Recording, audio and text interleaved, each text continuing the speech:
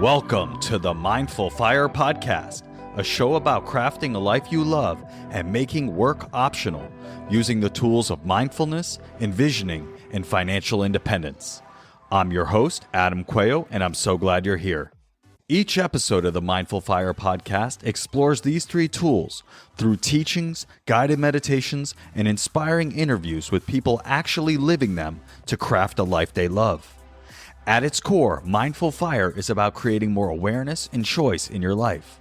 Mindfulness helps you develop self-awareness to know yourself better and what's most important to you by practicing a kind, curious awareness. Envisioning is all about choosing to think big about your life and putting the power of your predicting brain to work to create the life you dream of. And financial independence brings awareness and choice to your financial life, empowering you to make your vision a reality by getting your money sorted out and ultimately making work optional. And here's the best part. You don't have to wait until you reach financial independence to live out your vision. Mindful Fire is about using these tools to craft that life now on the path to financial independence and beyond. If you're ready to start your Mindful Fire journey, go to mindfulfire.org/start and download my free envisioning guide. In just 10 minutes, this guide will help you craft a clear and inspiring vision for your life. Again, you can download it for free at mindfulfire.org/start. Let's jump into today's episode.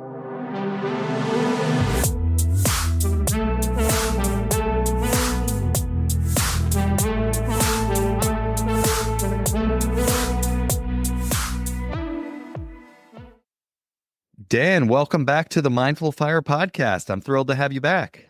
Thanks for having me, Adam. Good to see you, man.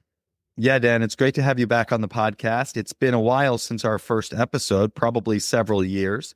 If you missed Dan's first episode or you're newer to the Mindful Fire Podcast, you can go back and listen to Dan's episode about deliberate practice, how he used the idea of practice to not only improve his music, but also to move from a job in sales to a job in engineering. He got a bachelor's in computer science and just moved into an engineering role at Google. And so very cool stuff in that episode, got great feedback, but it's really great to have you back, Dan, and to hear what's been going on since. Thanks, man. Yeah, it's awesome to be here. And it's amazing to see the success you've had with the podcast from way back when Adam and I were friends at Google. And it's super cool to see how you've grown this and grown yourself and your family and everything. So thanks for having me. Yeah, it's my pleasure. And so let's just catch people up. What's been going on in your life over the last couple of years and what's keeping you busy these days? Yeah, a lot. So broad strokes, career-wise, I did do those things that you were kind of alluding to. So I was back at school for a little bit, for about 4 or 5 years, doing night classes. In the meantime, we started kind of growing our family. So my wife, Ange, and I have 3 kids now. Layla is the youngest. She's about 1.5. And then I've got Tyler, who's about 3.5. And my son, TJ, as well, is about 5.5. So kind of about 2 years apart each. So we're parenting 3 kids in Pacifica, California, which is in the Bay Area. And that's been, it's not without its challenges. It's expensive here and there's a lot of stuff going on, just in general, but it's also a really cool place to raise kids. There's a lot of nature and all that. So we take advantage of that as much as we can. So I'm really busy with my family, fairly busy with my day job as well, and sort of keeping that whole train running. And then I've been a musician for most of my life, started playing when I was about 12 years old and in various ways have done a lot of different things in music. And these last 4 or 5 years have really been focusing on doing some stuff more solo. So typically I was kind of working with other people in some capacity. Started as a drummer, played in several different bands. That way, did a lot of songwriting, things like that. I was a producer. I still do some production stuff. And so was trying to help people make records. But lately I've been trying to actually just be a solo artist. I picked up guitar and started to play it a lot more seriously. Went back and took lessons and practiced and did a whole slew of things on that side and started to just really write songs, a lot of them, and do it as seriously as I possibly could. So I've been playing out a lot here around the Bay Area. And the goal for this year was to kind of start to take some of that momentum and kind of kind of start to push it out a little bit more into the universe. And I was telling Adam a little bit before this when we were speaking that some of his envisioning exercises really made me stop and think about what I wanted out of the different things that I'm doing with music. It was what kind of, made me kind of reach back out and say, hey, I've been doing a lot of the stuff that he recommends. And it sort of clarified my thought. And actually, like several big things have happened to me since that happened. And yeah, we can go into that a little bit more at some point. But that's sort of the broad strokes for what's been going on. Very cool. Thanks for catching us up. I love just how intentional you are with your pursuits. Like you don't necessarily just dabble and kind of mess around with things. Like when you decide I want to pursue guitar, you say, look, yeah, maybe I already know. I assume you already kind of knew how to play guitar, but you said, I'm going to go and I'm going to learn the fundamentals and I'm going to take lessons and then I'm going to practice those fundamentals until I get better and better. We talked a lot about deliberate practice on the last episode. Just that approach that you take and apply it to all different areas and are very intentional about how you pursue these things, I think is really inspiring. Because, I joke that like my progress or quote unquote success with the podcast or the coaching business or whatever is more of a result of what I call haphazard action taking.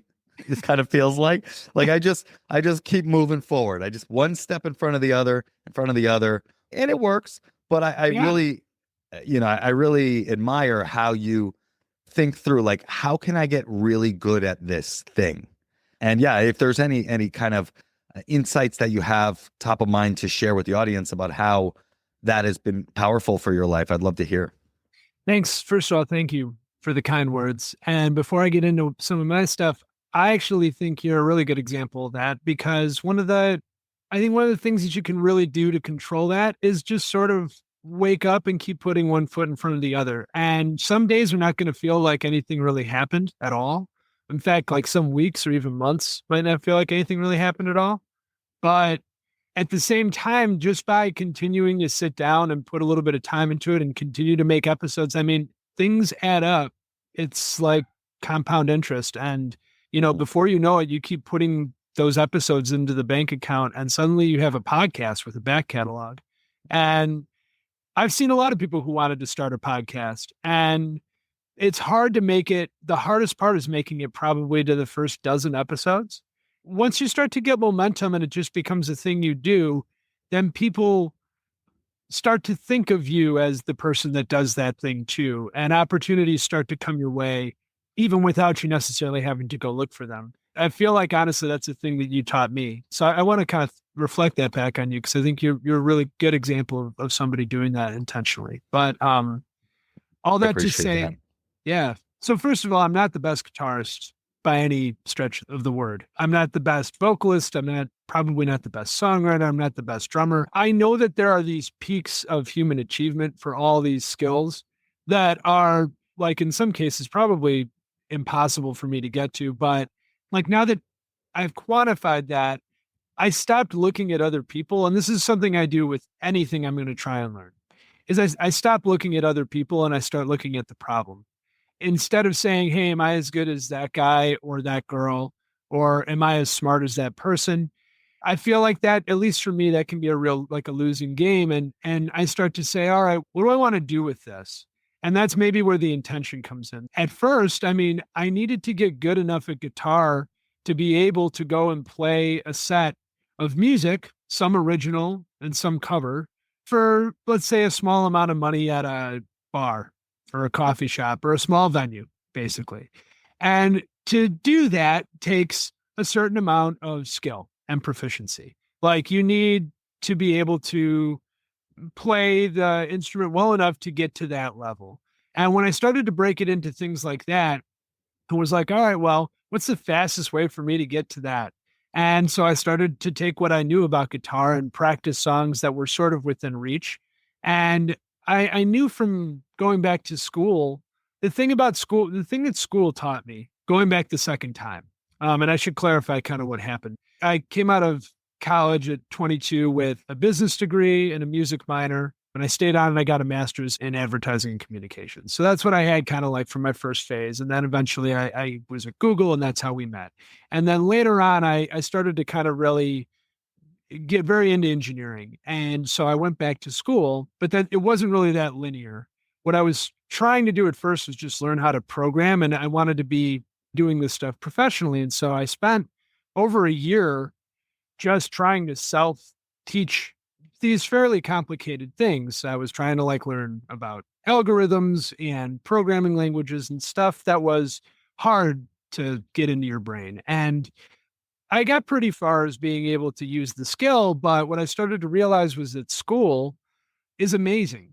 Once you're used to the grit that it takes to self teach, school has already parceled all these things out for you. And all you have to do really is show up and do the work. And you're going to learn the skill if you do those things. If you don't do your homework and you don't read the book and you don't do that stuff, then no, you're not going to learn the skill. If you stop and humble yourself and take advice from people who've already done this journey and taken the time to package it and put it into kind of spoon feedable lessons, you can learn almost anything. I mean, that was a very complicated thing to learn, and it was at a complicated part of my life. My dad had just died. COVID eventually happened. I had a kid, and then I had another kid. All that happened while I was going back to school, and I was still like working full time. And I'm saying that because it was a hard thing to do. It was a hard thing to learn, but the fact that school made it parceled out was really useful for me. And I remembered that when I wanted to go and learn this new thing, when I wanted to go and start playing guitar more seriously, I was like, all right, I know a lot of guitarists. I'm going to ask them for some advice. There's a gajillion things you can see on YouTube and anywhere you go. There's a wealth of information, but you can start to chase your tail really fast. Mm. And so having that goal, which was, look, I've got to be able to play this proficiently enough to go play it professionally and to be able to get paid for it at least a little bit, because that's how I can start to get my songs out there. It was like, well, what's the fastest path to getting to proficiency? And you can't shortcut practice. You have to practice. I don't care what it is. I think that people can sometimes get lucky and get to places without having put in a lot of practice, but at some point you have to put the hours in. And so if you're going to put the hours in, choosing how to put those hours in is almost as important as putting the hours in themselves. And that's where like a teacher can really help. And that's getting back to the school example. That was where school really helped. It was like, look, there's a million things on the internet. Read this, focus on this for the next 8 weeks. And at the end of it, you'll be a little smarter in this area. And then we'll move on to the next thing. And it's going to take practice. It's going to take repetition. It's going to be painful, and it's going to make you feel stupid. And I think that the reason that children learn in such an easy looking way is because they're not afraid to look stupid, and adults are afraid to look stupid. And I know I am. And it is a really humbling thing to go and learn something at my age when I'm supposed to have answers and not look like I'm tripping over my own feet. But it's a healthy exercise too. And once I had the intention, the deliberate practice followed essentially. Yeah, that's cool. So let's kind of get back to the envisioning piece, right? So you had a goal or a vision of wanting to go and play shows at small venues, coffee shops, bars, etc., which I know you're now doing. And then you said, okay, what do I need to do? What do I need to get there? I need to learn guitar. I need to maybe practice some songs that I want to cover. I need to write some songs myself.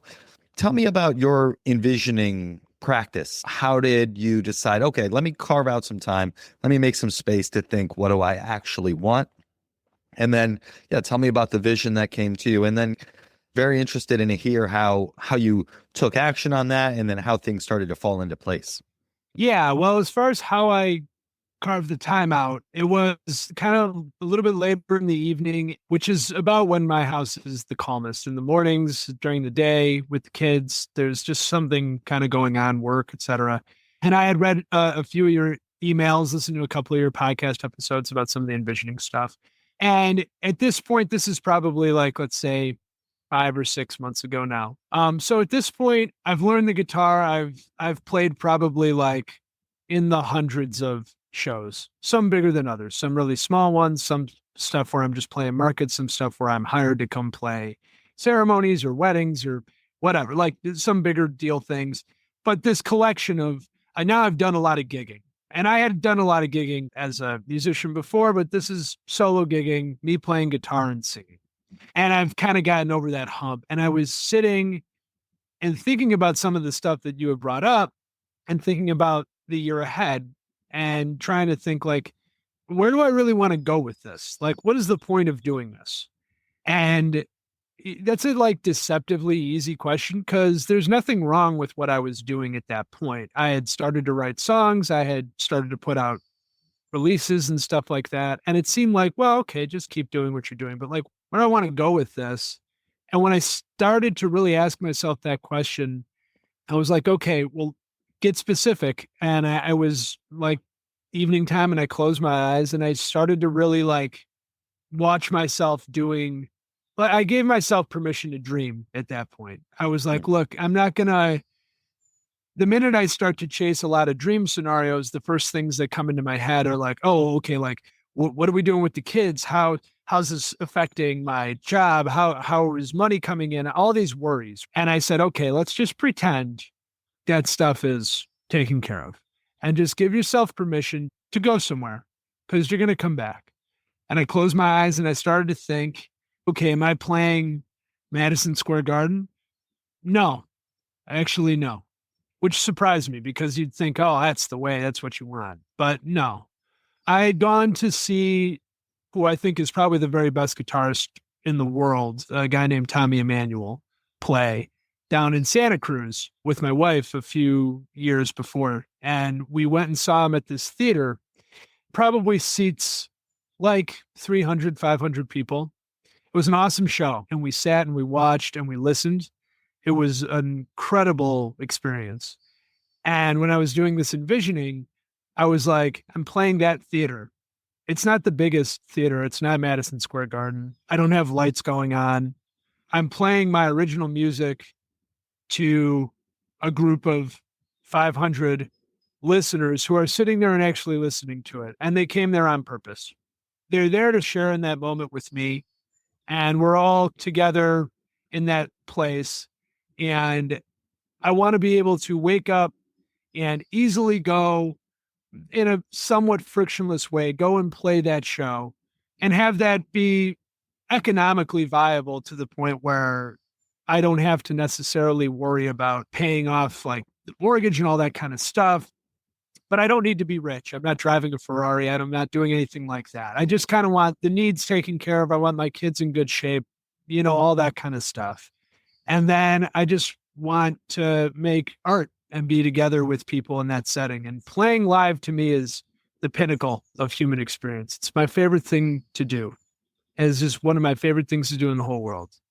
And so to me, that's not a means to an end. To me, that show is the end. That's the thing I really, really want to do. That's what I want to experience in life. And so I kind of woke up from that, so to speak, and was like, that was really clear and perhaps even achievable, not tomorrow, but why not? And that was sort of the experience of that whole thing for me. After that happened, that was when I texted you at some point and was like, hey, man, I kind of want to tell you about this and all that. And ever since that happened, I mean, a lot of things actually musically have been going my way, but I'll stop there just to tell you that was very cool and meaningful for me. Thank you for sharing that. It's a beautiful vision and a beautiful dream. And yeah, I think there's a few things that stand out to me about the process that you went through. And, this is the process that I teach, with my free envisioning guide that anyone can download right now at mindfulfire.org/start, but is also core to my coaching program, to my workshops that I'm bringing to companies as well. But it's really comes down to creating space to think big about what you actually want.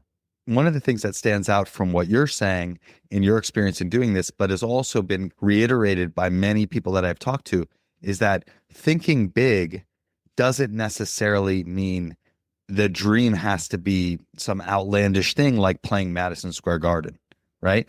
It's giving yourself permission to open yourself up to what it is that you really want, whatever that is to you. So your example is like, you don't want to play Madison Square Garden. That's not the dream. The dream is to play in a big but intimate venue where you can have that experience. And I've had that experience where I think back to, been to a number of shows like this, but one that comes to mind now is I saw Hozier at the Masonic in SF. It's a pretty big venue, but it's not that big. It's a mid-sized venue, but it's like you're right there with them. It's a shared experience, and it's really it's something special. It feels different than being in like a huge cold auditorium that literally has an ice rink on the bottom of it. In another example, I was talking to someone about my program and asking, what's your vision and everything, and his vision was he just wanted to say no to more legal cases. He's a lawyer. He was a good lawyer and had made some money and got some income streams from cases that he's won that are able to sustain him. But he was finding it really hard to say no to helping out his friends who needed help on cases and things like that. But he just wanted to like say no to more things so he could spend time with his family and do gardening. Like That's his big vision. That's fascinating. That's not something you'd predict. It's become clear to me that like, when I say that people give themselves permission to think big, it's like, whatever that means to you. That could mean playing Madison Square Garden, or it could mean gardening, right? Literally, it's totally up to you. And the other thing that really stood out from what you were saying is just entertaining the idea, opening your mind to the possibility instantly makes it more real and seem more possible. You said specifically, like, it seemed like, something that I could do, right? Maybe not right away, but it is possible. And that's the thing that I've noticed again and again in my life, where I challenged myself to think really big. For me, that was a few years ago. I was working with my first coaching client. I was challenging him to think big. And I was like, all right, well, I should challenge myself to think big. So I said, all right, I want to lead these workshops. I want to lead what I'm now calling my Ask What's Possible workshop, an envisioning workshop for people to think big about their team and their company and all that. I knew that was the vision, but I'm like, all right, well, what would a really big vision of this look like? And that came to my mind where I'm like, all right, I want to do this for Sundar Pichai, the CEO of Google. And I was like, all right, now we're talking. Now that's big. And I'm excited about that. And that would be awesome. But I have no idea how it's going to happen. But just by opening my mind to the idea, it's already became like, oh yeah, like, I don't know how it's going to happen, but it could happen. And then one thing led to another. And I started, as I call it, planting the seeds, having conversations with people, talking to administrative business partners at Google who help plan events, offsites for their teams. I started just kind of, not necessarily going for the Sundar goal, but just moving towards this overall vision of wanting to lead these workshops. And one thing led to another. An opportunity came up where I got an email at 11:30 at night while I was finishing up my work for the third quarter of the year, when they said, we're looking for someone to lead a mindful leadership workshop for a group of executives. I was like, perfect. And turns out that was at the CEO's leadership conference. Dude, that's unbelievable. It was unbelievable. But it's really just over and over again, I've seen how just entertaining an idea in my mind already makes it seem more possible. And then the last thing I'll say is just the kind of related. It's like the difference between expectations and a vision.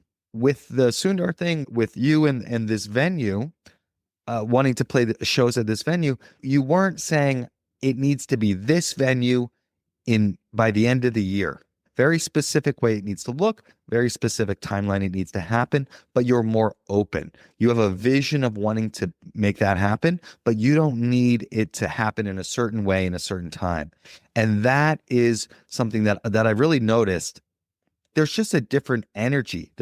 On one hand, with the expectations and the very specific way it needs to look, there's a forcing feeling to it, right? It's like, I'm really pushing this forward. It needs to happen.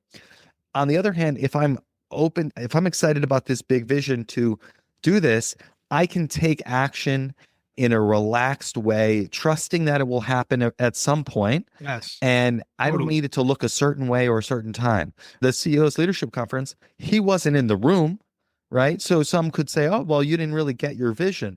But I'd say I'm pretty damn close. Like the fact that I'm Absolutely. at that event, that I'm doing it for these vice presidents who also can help me reach my ultimate vision of wanting to do this for teams and companies. It's all a step in the right direction. So just kind of relaxing into the fact that like knowing what you want makes it seem more possible, and just taking little steps forward really can be very powerful. And especially if you don't get too tight around what it needs to look like and when it needs to happen.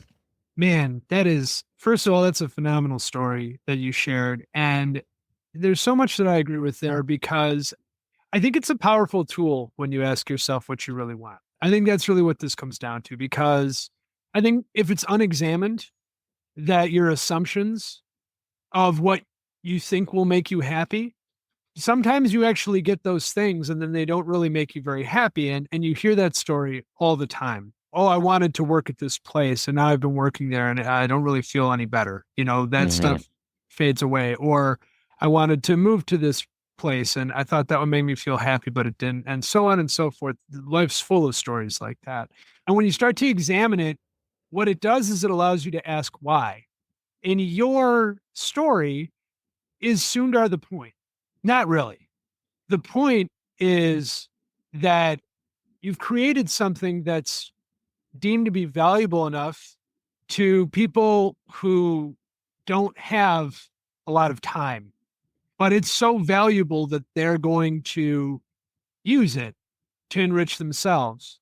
These people impact a lot of other people's lives, CEOs, VPs, directors, whoever. And by providing a trusted service to them and gaining their trust and actually having the opportunity not just to like go pitch a product, but like sit and talk to them about how they think and how they feel and how they approach life, not just problems at work, but how they actually think about stuff.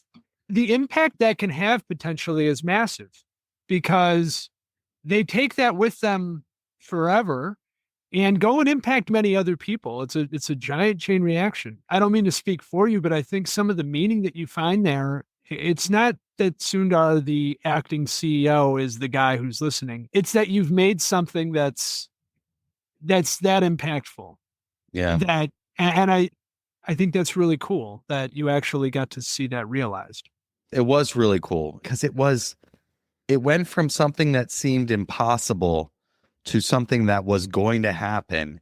And then I was able to pour everything I had into it. And really, I think it's interesting. Like one of the things that really motivates me about it is just the idea of connection and creating a space where people are able to connect with themselves, connect with each other, and connect with their biggest vision for their life and work.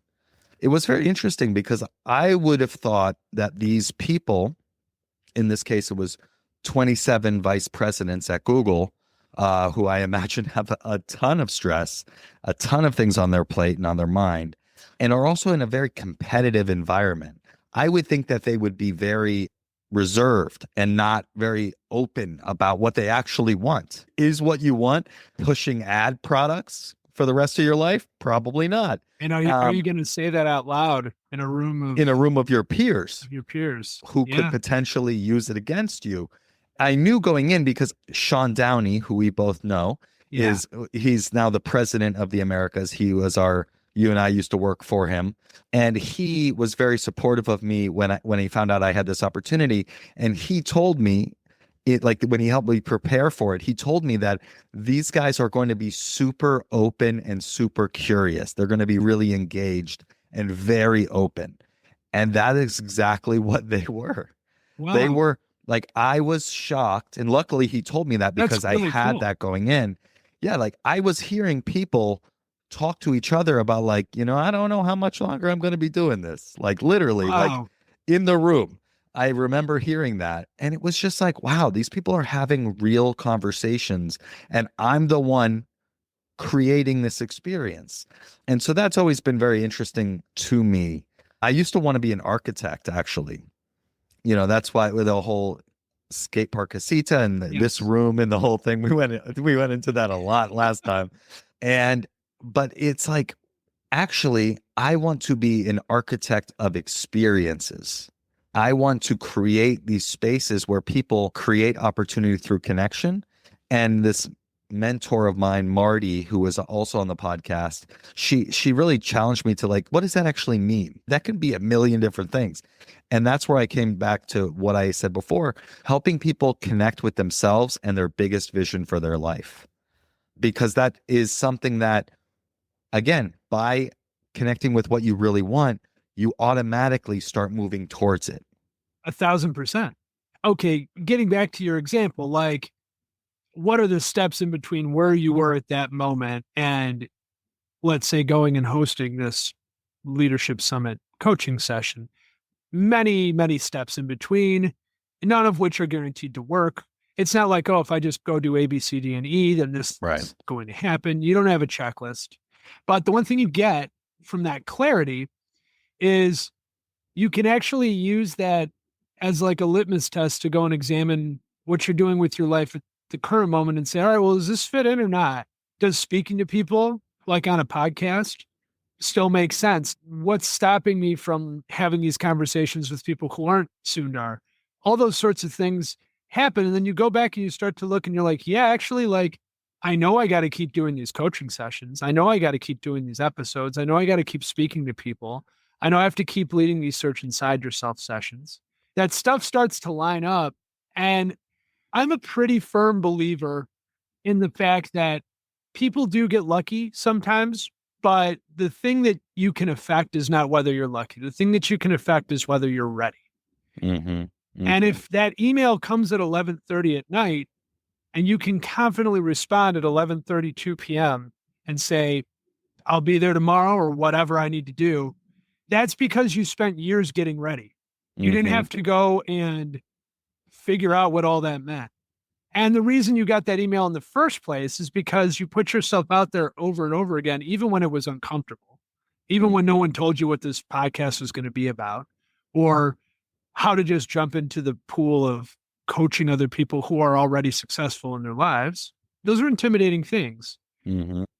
But by doing that and jumping into the pool and just continuing to swim, one day when that email comes, you can very confidently respond, yep, I'm going to do that. Sure, no problem. I can do that. And actually, those are the building blocks. That was the checklist. You kind of already did it without knowing it. And I think that's the power of stopping, because we're always moving. And I think stopping makes you examine, and I think examining makes you intentional. When you're intentional, you keep things that are going to help you get to a place, and you don't keep things that aren't. Yeah, no, it's so many things that you said there resonate with my experience, because, like, when you take the time to think about what you actually want, and you don't have to commit your life to this vision, right? Like, this is what I think I want, right? And as I take action, as I move forward, as I'm ready to see things that are aligned with that vision, I learn more information. I learn, do I like this? Do I not like this? Do I want to keep doing this thing? Is it moving me closer to my vision, or is it moving me away from my vision? And without that, you're just going through the motions of life, right? Yes. And another thing, like, by having a clear vision, and, and then what I teach in my small group coaching program is practices where you can plant the seeds of that vision in your mind, talking about your vision. Affirmations practices. What mindsets do I want to embody as I pursue this vision? Visualization, journaling, and mini experiments, right? Like, what's a little thing I can do? Taking a guitar lesson, for instance, right? Having a conversation with an administrative business partner. All of these things are little things that I can try to move towards my vision. And the more I do those things, the more I'm priming my mind to be ready when the opportunity presents itself. Right. And, Absolutely. I'm very keen to explore your examples of how things started falling into place. But just to cover off on this situation, I'm not working at 11:30 at night ever. And I happened to be that night when the email came along that was the biggest opportunity of my life. And who knows why or what it was. Some of these things, it seems like, the universe is just aligning in my favor. I could have been there working on my stuff and missed that email. And if Yeah. I missed that email or I answered it the next day, probably someone else would have gotten the opportunity. And it, was a potentially life-changing thing. And then the last thing I'll say that is related to something you mentioned about earlier, maybe even before we started recording, but the idea that all of these little steps that we're taking, when we keep showing up, they're Yeah. all compound interest on our actions. And I've been seeing that in my recent time as well, with just, it feels like I'm going nowhere. My mind wants to trick me into thinking you should be further along. You're not where you should be, whatever. And I have to catch myself and remind myself, like, no, like the point is to do this in my own time, in my own way. I don't want to be forcing and all of that. But when I am able to kind of snap out of that not there yet mentality, I can actually look at, wow, look at all this progress that I'm making.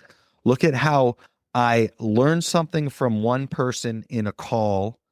For instance, the other day, I had 3 calls on Tuesday, 3 calls with people who are in my target market, 3 people that I didn't know or kind of knew, but were in positions that could help me buy my service my workshop that I'm offering.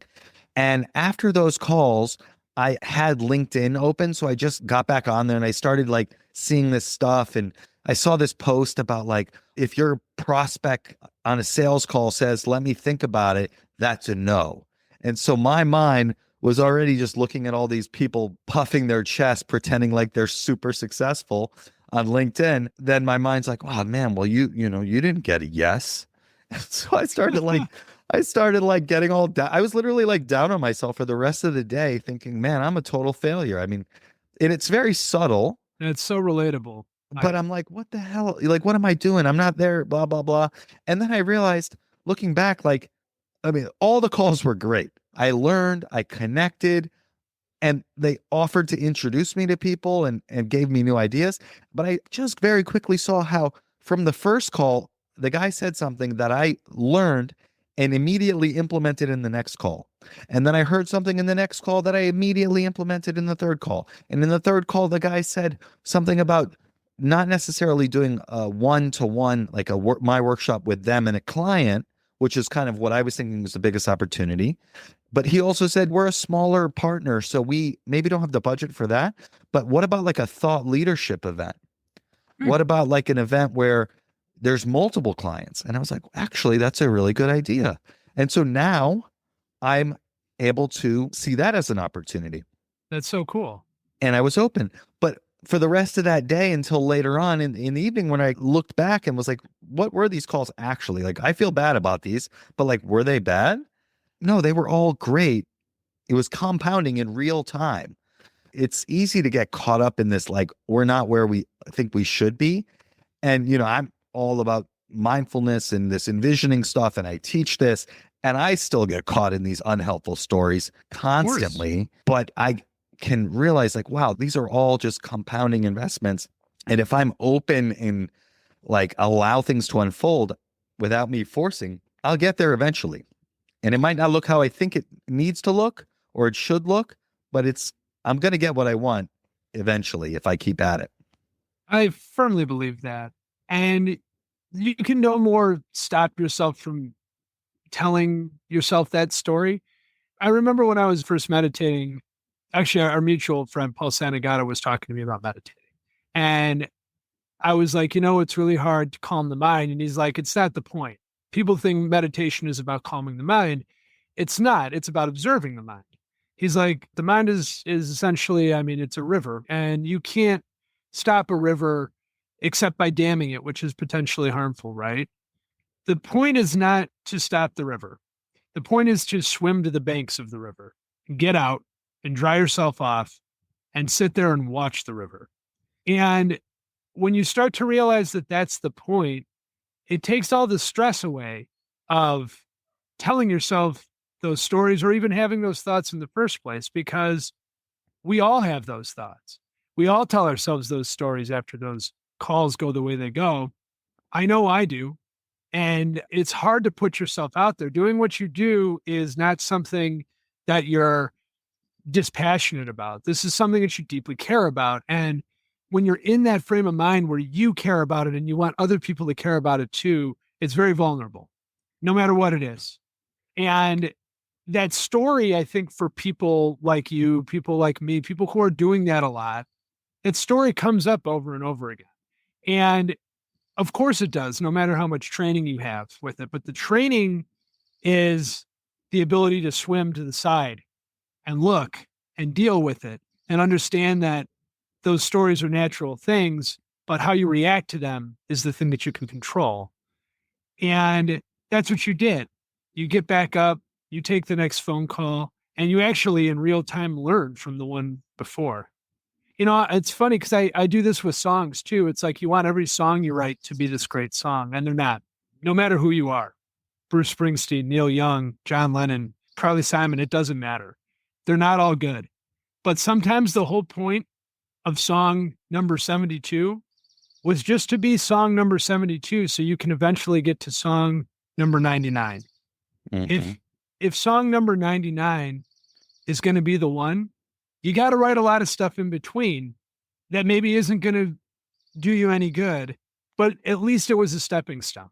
Mm-hmm. And that in and of itself is absolutely fine. At least you're doing it. And the point is that you wake up and you think about it and you do it and you intentionally do that. And I think that's exactly what you were doing with those phone calls too.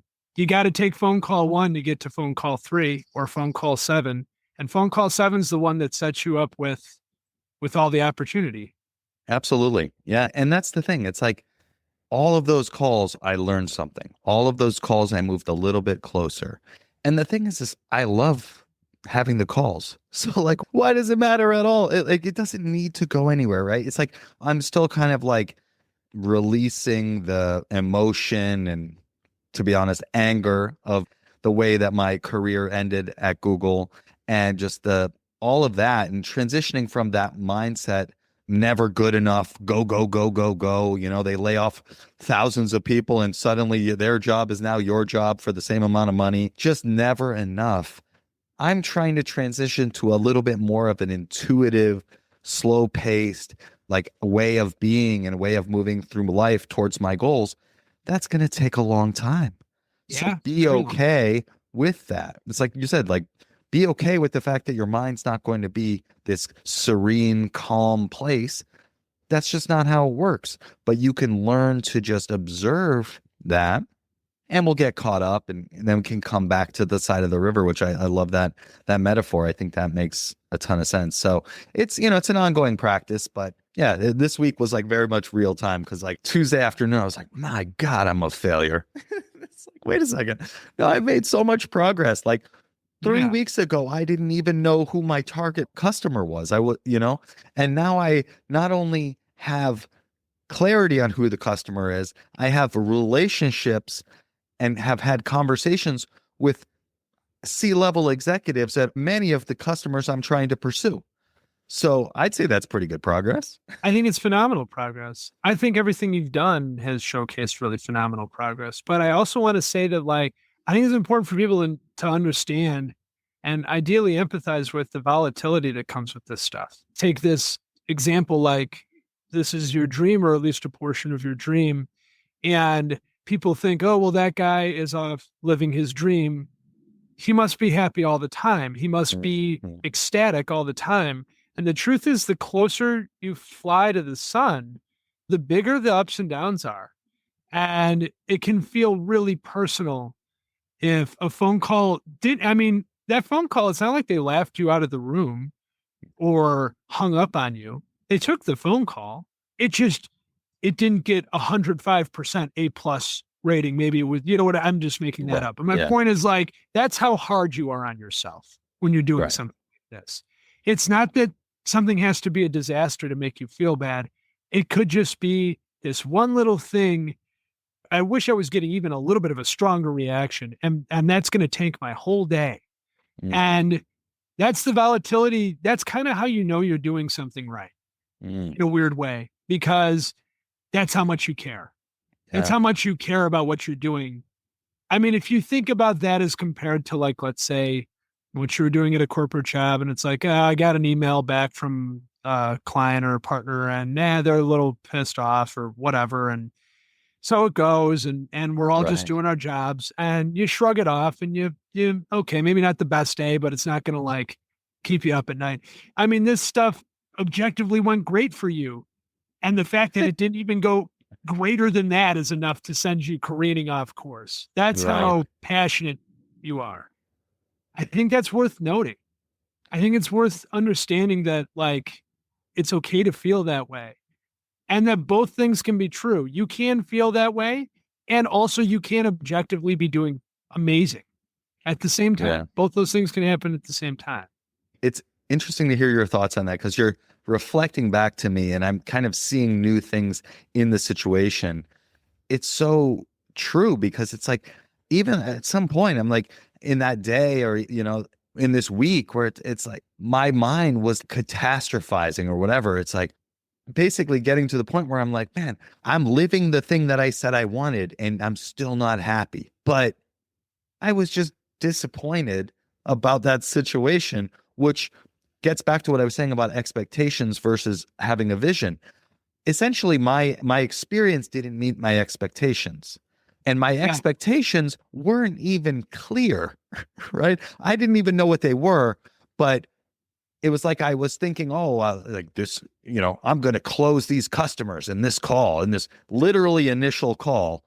That doesn't make any sense. But I didn't even have that in my mind. I just thought, unless this was like the best call ever, it was going to be a catastrophic failure. And that sent me down a, whole afternoon of like feeling like shit. It's worth having this conversation because you've experienced it, I've experienced it. And so it shows that there's no like getting there and then everything's great. Life is still life. And we're going to have ups and downs. And I think what you're saying about like really caring and it being very personal because I care, very personal because I'm putting myself out there. I'm doing things, like you were saying before with the guitar, like that are uncomfortable, that I'm not good at, that I'm going to feel stupid.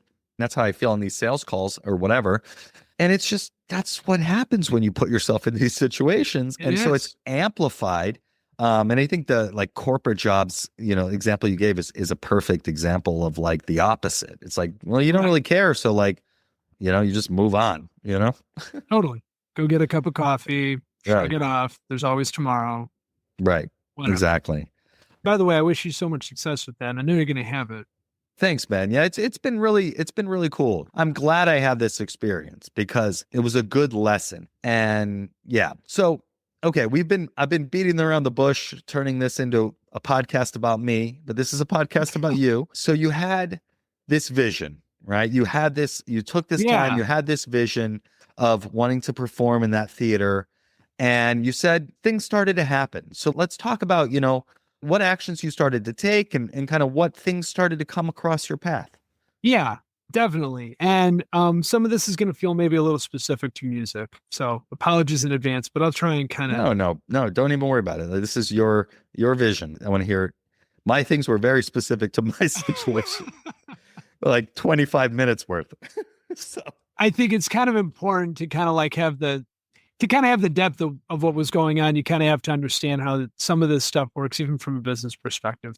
So, okay, I have whatever. I do the envisioning exercises, think about what it is I want. And I want to fast forward to the end, which is the last month or really the last month. Things have really started to waterfall like crazy, but it gets back to that sort of being lucky versus being ready thing, because I got kind of a similar phone call that you got when you got that email at 11:30 at night.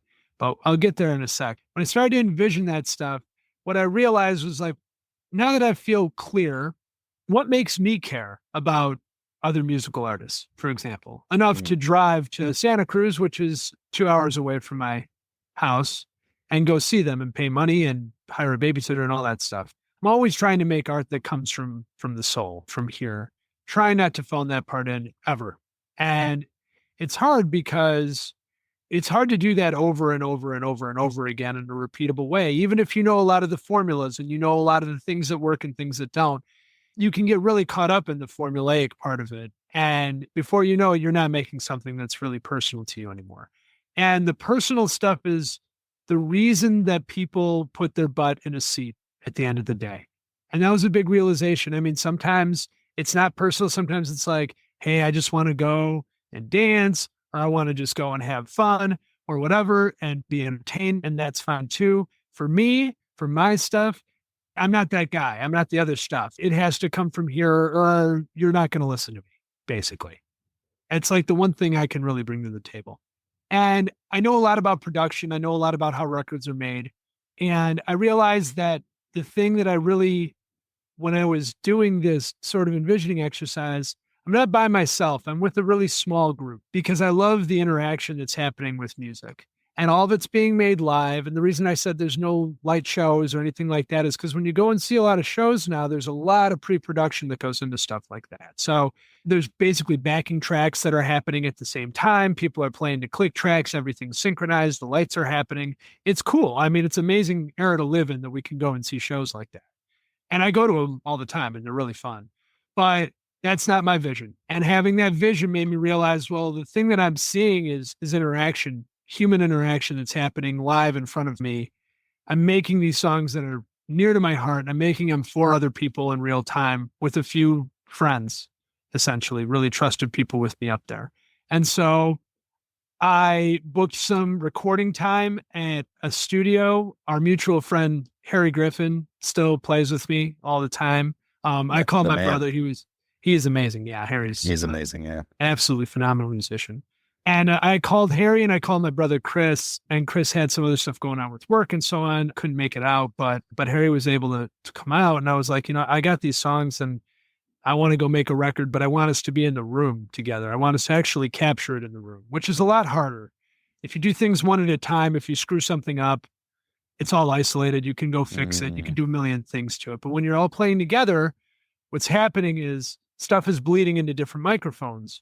And so you're capturing a performance. And if that performance isn't good, isn't up to par, doesn't sound like a record, then you got to go do it again or whatever. It's just not going to sound as good.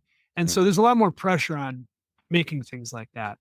But I realized how important the songs were in terms of being played live from that envisioning thing. And so I called Harry and I booked some recording time with a friend of a friend who had made some records out here in Oakland. And he was like, I got the guy for you. And he hooked us up. And I hadn't met him before.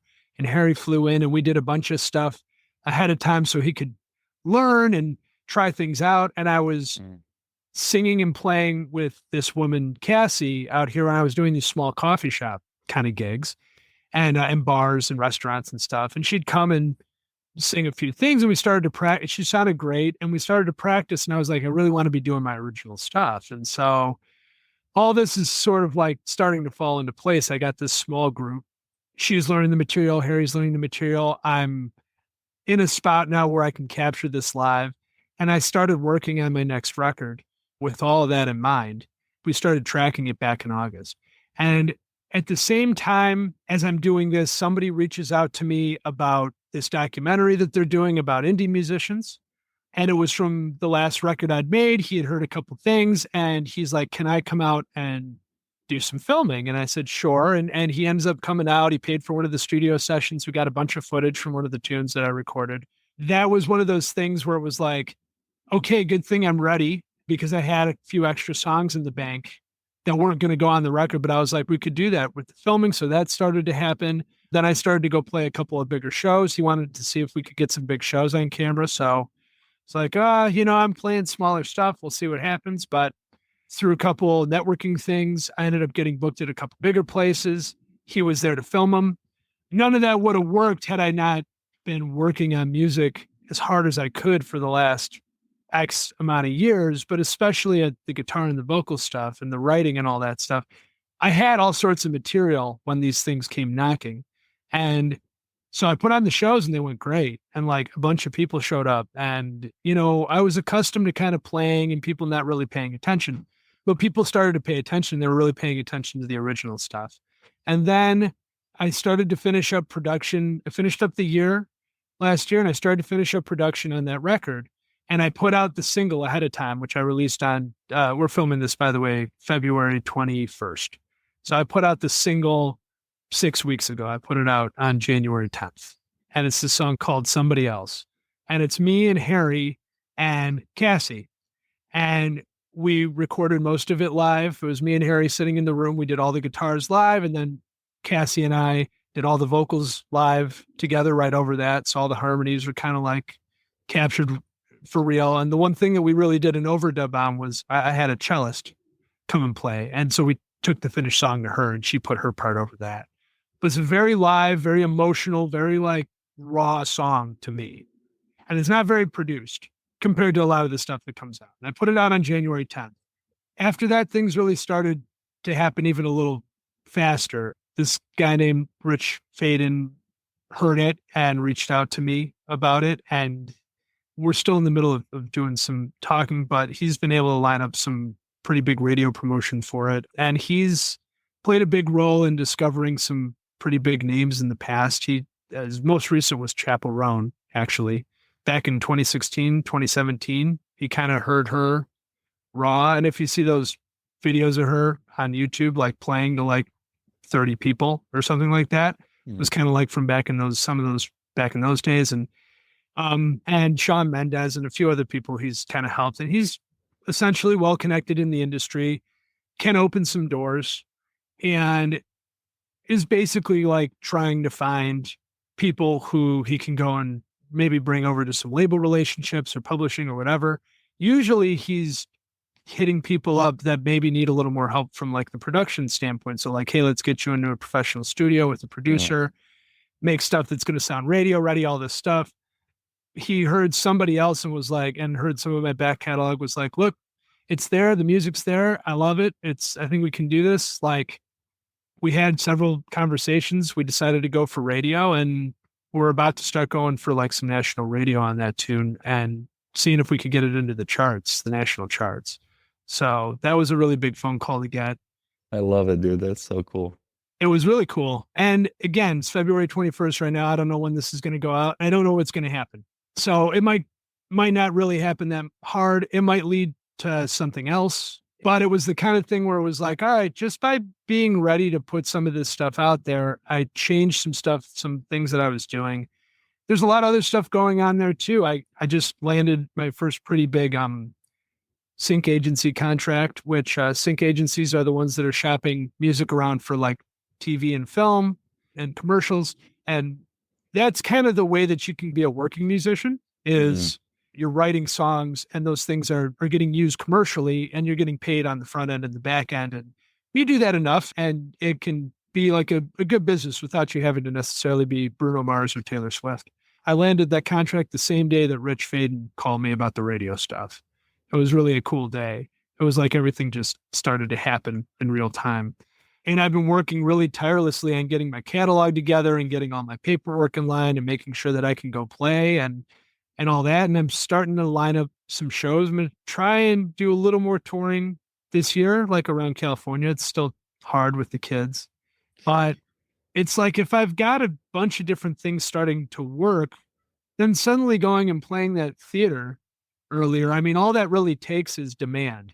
And if you can stoke enough demand and it's people who are really going to come and buy a ticket and sit in a seat, at some point you can go and play a place like that. It's not going to probably be this year, but the road to that has become a lot clearer than it used to be in like 6 months ago. That's sort of some of the stuff that's been going on. And it's exciting. I've got several other things lined up. I'm about to go hit the studio again. And my new record that I was talking about is called Carry With You. It's coming out this time next week. It's coming out February 28th. That's awesome. So somebody else is just the single from that? Somebody else is the single from it. And then the rest of the record's dude. In a week. You've been putting out a lot of music. You've put out several albums in the last couple of years, right? Yeah. Yeah. You got to just keep writing. It's the same thing we're talking about with phone calls. I mean, sometimes you just gotta, and the way I do that, I used to be really like, oh, I have to be in the perfect mindset and the perfect setting to go write a song. And that helps. But really, if I just sit down for an hour a day and if I pick the hour that like I'm really feeling creative and productive. For me, that's like in the morning, Mm, 9, 10, 11 o'clock, great songwriting times for me. mm, If I just put that hour in over and over and over again, I write songs. I always stare at the blank piece of paper and I always hate it. Every mhm, time I have to sit and start writing a song, I fucking hate it. It's the worst. mhm, I love finishing a song. I love taking a mm. song that I started to write and I'm like, ooh, I like that. I'm going to change that. I'm going to do this. That's the fun part. The initial idea is it Blank never goes page. away. Yeah, It's it's just a brutal. blank page, man. It's brutal. Yeah. But I read this book called The War of Art. It's by Stephen Pressfield, who did like Turning Pro and a bunch of books kind of like that.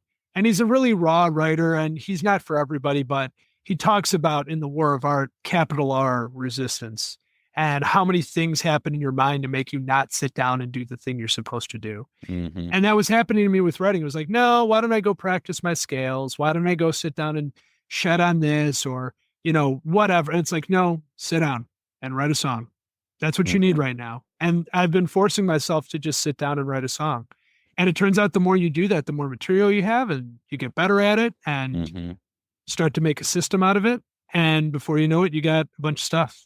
That's the learning from all that. Well, that's awesome, dude. I'm so thrilled for all of the success that you're having. And I'm a big fan of your music. Through Yeah, the Great Divide, it's probably my favorite song. But thanks. somebody else is amazing. It's very raw. It's very soulful. It's great. So I'm excited to hear the rest of the album to see how you continue to grow this. And when you book that theater, man, let me know. I'm coming. Dude, I'm coming to the show. maybe I'll get to the point where I could book out East too. That would be cool. Yeah, that'd be fun, man. I appreciate that. Thanks. Yeah. So Dan, let's shift gears now into what I call the mindful fire final four. And so the first question is about envisioning. And we've talked a lot about envisioning today, but if you had to give somebody one piece of advice on maybe giving themselves permission to do this exercise, think a little bigger about what they want. Like, what would you say your advice would be to somebody? I would say that the most important thing is to actually be honest with yourself. So the thing that you're trying to get to with this exercise is not the logistics of how all the other problems get solved. The Mm, thing that you're trying to get to is way, way deep down there. What do I want? What am I trying to do? And in order to get to that, you need to put other stuff to the side.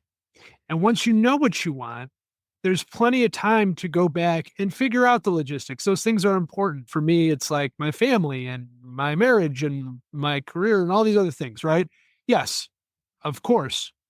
But knowing what I want allows me to figure out how to fit that in to those other things. And so you need to be able to just push that stuff to the side for a second. You need to give yourself permission to think deeply about that, get to your answer, and then after that, can go and sort things out. I think that'd be the one piece of advice I give. yeah, that's great. I'm glad you brought that up because that stood out to me when you said it earlier and I forgot to comment on it. So yeah, thank you for sharing that. That's huge. You don't have to figure out the how Exactly. right now. Right. There's time for that. This is a time to set aside all the limitations and really ask yourself deeply, what is it that I actually want?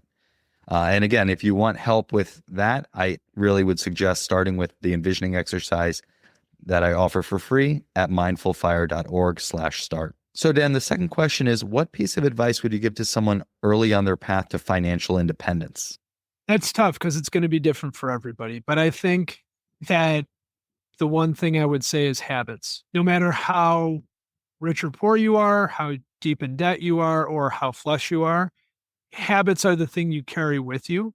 And so being very intentional about where you're spending your money, it matters just as much when you have a lot of money as when you have a little bit of money. And getting in the habit of saying, I don't need to necessarily take all of this now and go spend it. And sometimes you do.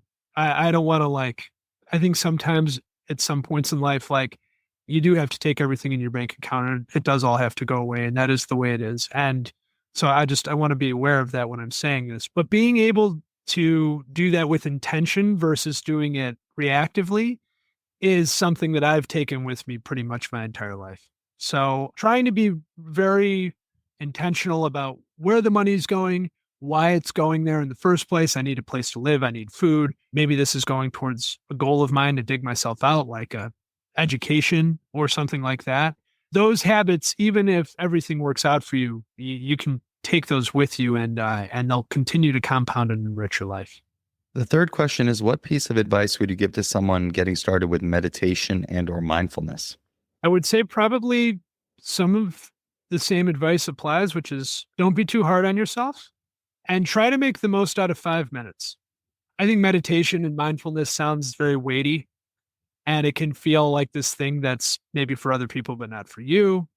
I've meditated on the train before. I've meditated in my car, just like parked after I get to work and just like sat for 5 minutes and just done it then before my day really starts. Try and find 5 minutes and actually carve it out and then do nothing. You don't even try very hard. You don't have to like put on a guided meditation. You don't have to do anything. Just show up and see if you can do that several times in a row. And by like the 5th or 6th time of showing up, you're going to be like, oh, well, maybe I'll try one of these guided meditations. Maybe I'll actually set an intention this time. Maybe I'll go see what Adam was talking about. But like, just show up. Yeah. That's all you got to do. And then Yeah. I think the habit comes from there. Again, it comes back to habits, I think. Yeah, absolutely. One of my guests, Morgan Bricka, she's a mural artist. She was one of my early guests. She said, I like to ask myself, what would this look like if it were easy? So I think that's great advice. Just make the most out of 5 minutes, show up, and just do it. All right, Dan, the last question is, how can people connect with you online, find your music, and all that you've got going on? You can find me on YouTube. Everything's going to be at Dan Arwady Music. YouTube is going to be at Dan Arwady Music. Instagram is going to be at Dan Arwady Music. You can search my name on Spotify and my discography will come up. I've got a website that links to all those things. Yeah, I'm trying to be as ubiquitous as I can be. You have to be. So I'm out there. Just search my name and hopefully I'll come up. All right. And we'll certainly link all of that in the show notes as well. So wherever you're listening to this, don't forget to subscribe and also look in the show notes and find Dan's music there and then subscribe to him on there as well. Because as I said, he keeps coming out with awesome music. And honestly, dude, it's getting better and better. You know, Thank you. I can tell the amount of work that you're putting into it, especially on the vocal side, you know, from the first song that you sang to somebody else. Like, it's very clear that you're very intentional about improving your skills, and that's really cool to see. And I'm glad that the success is coming. It's going to be a big year and all of that for you. I'm really pumped for you, man. Thank you so much for being here. Thank you for having me, Adam. It was an awesome conversation and much love to you and your family. And thanks for doing everything you do. I think you're changing lives out there. So yeah, right back at you, man. Thanks for joining me on today's episode of the Mindful Fire podcast. If you enjoyed today's episode, I invite you to hit subscribe wherever you're listening to this. This just lets the platforms know you're getting value from the episodes and you want to be here when I release additional content. If you're ready to start your Mindful Fire journey, go to mindfulfire.org/start and download my free envisioning guide. In just 10 minutes, this guide will help you craft a clear and inspiring vision for your life. Again, you can download it for free at mindfulfire.org/start. Thanks again, and I'll catch you next time on the Mindful Fire podcast.